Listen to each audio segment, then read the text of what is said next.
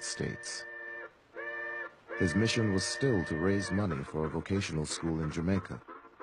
But along the way, Garvey got a first-hand look at the contradiction of race in America, the stunning potential of the most affluent black population in the world, alongside the degradation of Jim Crow and the horrors of lynching.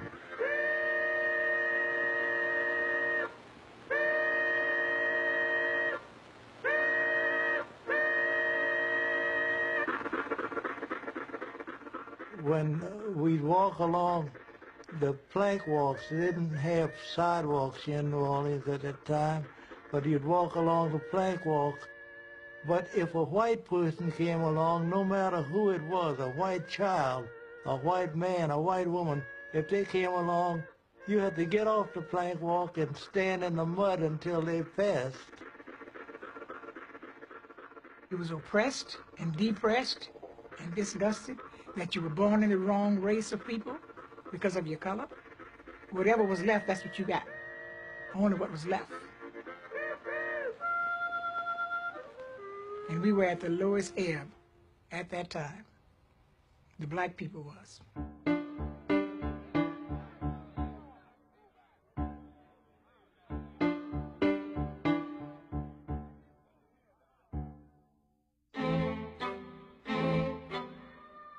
On July 2nd, 1917, just months after America's entry into World War I, the city of East St. Louis exploded in the worst racial rioting the country had ever seen.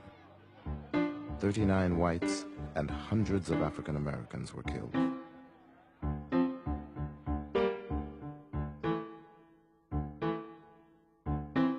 You have black troops going off to fight to make the world safe, democracy in April, and in July you have black people being murdered in the most wanton and barbaric manner in East St. Louis, you know, children being thrown back into flaming houses, people being boarded up in their houses before they're torched.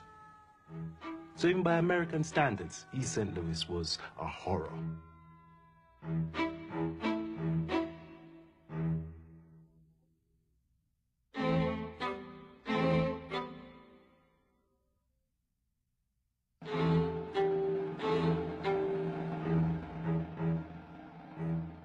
W.E.B. Du Bois, leader of the NAACP and supporter of integration, led a silent march in response to the massacre. But to Garvey, this was no time for silence. It was time for black people to get together and fight back. He spoke out at an emergency meeting in Harlem. The whole thing, my friends, is a bloody farce. That the police and soldiers did nothing to stem the murder thirst of the mob is conclusive proof of conspiracy on the part of the civil authorities to condone the acts of the white mob against Negroes. White people are taking advantage of black men today because black men all over the world are disunited.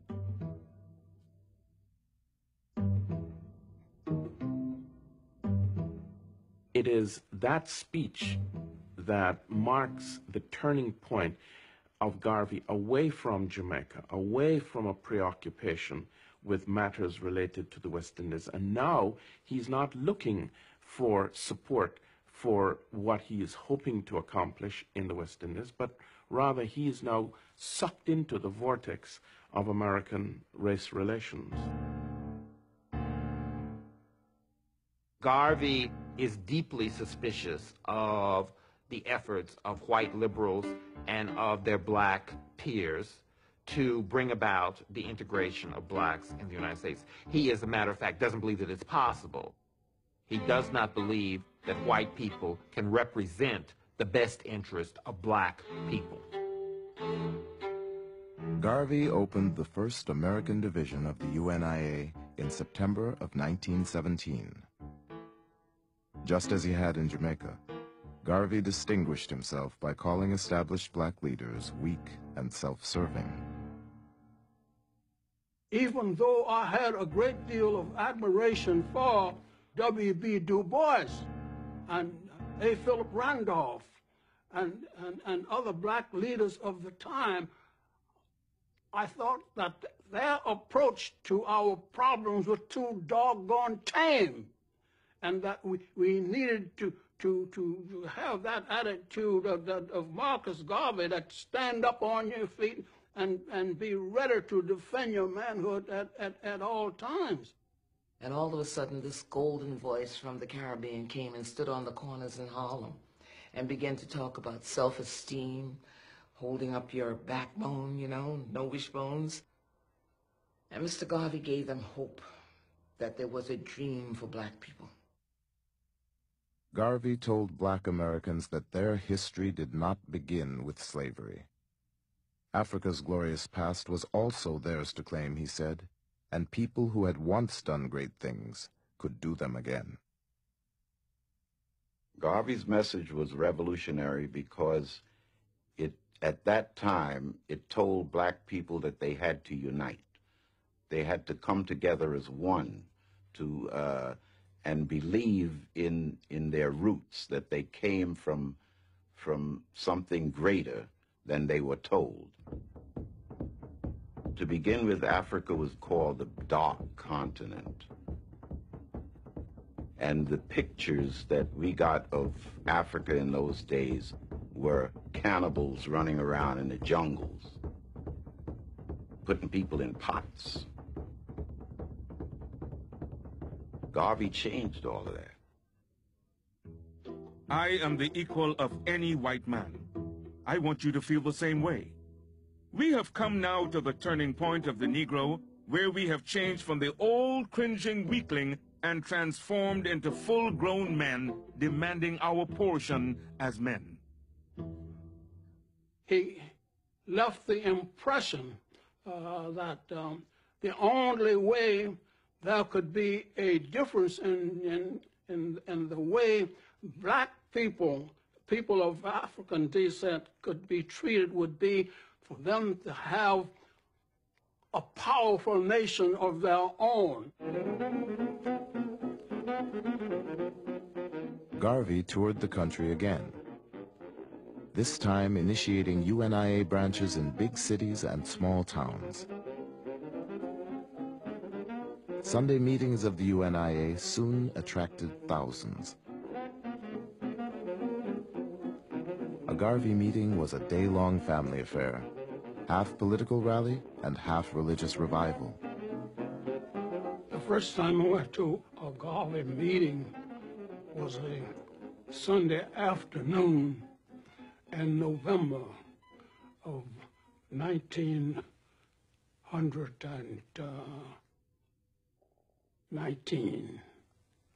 It was the first time I had heard the message of the UNIA. The day I met Marcus Garvey was one of the most exciting days of my life. It was filled with anticipation from the earliest part of the day, because I knew that I was going with my father to meet Marcus Garvey. And when Garvey came in the door, everybody stood up in one accord and said, "Speak, Garvey, speak." And it was just like a hush on the room. He said that the pen is mightier than the sword, but the tongue is mightier than them both put together. Before addressing the crowd, Garvey would inhale through a perfumed handkerchief to focus his concentration. The man who once shook like a leaf on stage could now hold an audience spellbound. When he spoke, it was as if you were speaking yourself. It was not like somebody speaking to you, but like he was you, or you was he. And it just was a connecting link, and it was something like fire, like lightning, like something that went through everybody at the same time. Be as proud of your race today as our fathers were in the days of yore. We have a beautiful history, and we shall create another in the future that will astonish the world. I can advise no better step toward racial salvation than organization among us. we have been harassed, trampled upon, and made little of because of our unfortunate condition of disorganization.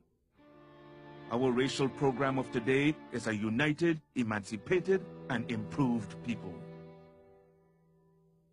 Garvey took black folk who were assaulted by a variety of very unfortunate and negative images of themselves and made them believe in themselves, made them see physical beauty in themselves, made them see the need to interpret and write their own history. In that sense, Garvey sold the Negro to himself.